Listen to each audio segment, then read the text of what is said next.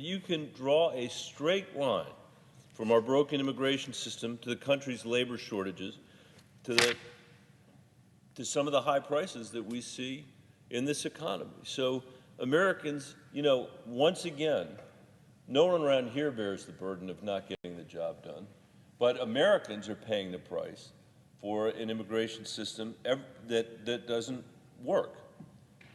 The last time we reformed our immigration system in a comprehensive way was 1986. So for those keeping score, I was a junior in college then. I'm 57 today. So that's an incredibly long period of time.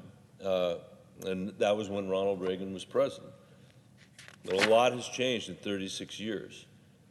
Today, we're in an era of mass migration propelled by COVID, global instability, and climate change, and it's only going to get worse. But our immigration system, including our asylum system, isn't built for today's conditions. And it's one reason why we have a perpetual humanitarian crisis at our southern border. And that crisis should not be an excuse to not act. That crisis should be a reason for us to act.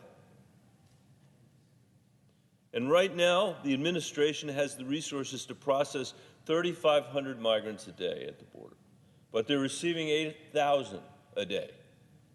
And we could see up to 18,000 a day by this summer. If that happens, the money's going to run out in July, Madam President, overwhelming any border infrastructure and deepening the humanitarian crisis that's there. And none of this should surprise us. There's a surge at the border every summer, and since we know what's coming, we need a plan. And I'm sorry to say this, but the administration doesn't have one.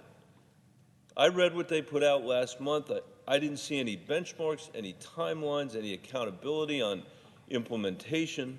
I did see a lot of what I think is wishful thinking about everything being under control when they aren't under control.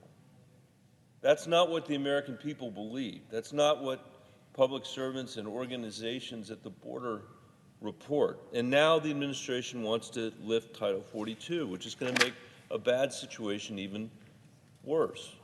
We can't keep Title 42 forever. It's no substitute for a comprehensive plan, but lifting it now before we have a plan, I think is a mistake. And it's going to erode the American people's confidence that we have the situation at the border under control, and it is going to deepen the humanitarian crisis at the border.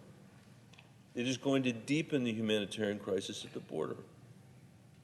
And by the way, part of that plan, if we had a plan, should be having a conversation, leading a conversation with leaders across Latin America to see how we can come together as a region to help people that have been dislocated by violence and by corruption.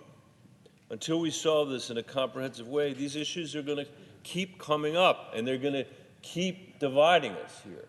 Today it's Title 42. In the last administration, we literally shut the government down,